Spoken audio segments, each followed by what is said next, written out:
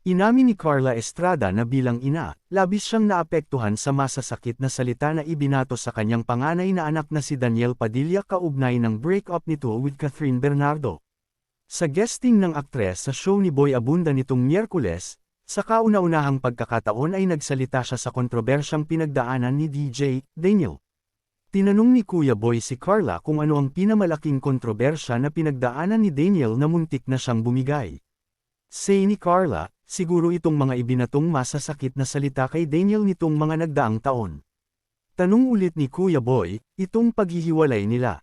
Yes, tugon ni Carla. I think yung paghihiwalay kasi nila, sa kanila ni Catherine yun, Sila naman ang nakakaalam talaga at sila naman ang magre-resolba kung ano man yung dahilan ng paghihiwalay at doon sa nangyaring hiwalayan. Pero yung salita ng tao na halos hindi mo na makain at sobrang kabastusan kung anuman ang, medyo yun ang hindi ko na kinakaya. Dumating na nga raw siya sa puntong gusto na niyang isa-isang hanapin ang mga basher na ito at pagsasagutin. But of course, kinakausap kita. Kinakausap ko yung iba nating kaibigan. Kaya ang pinakamaganda nating ginawa ay ipaubaya doon sa dalawa, she said. Samantala, natanong din si Carla tungkol sa kanyang non-showbiz ex-boyfriend na si Jam Ignacio at aniya ay hindi sila magkaibigan sa ngayon. Ang pagpapatawad ay hindi naman overnight.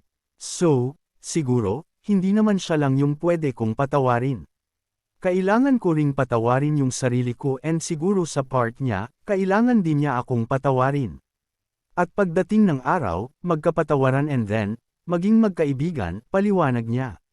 Sa ngayon ay single si Carla matapos ang breakup sa BF pero open siya na magmahal muli. Walang taong makakapigil na magmahal kang muli, sabi pa ni Ma'am Carla.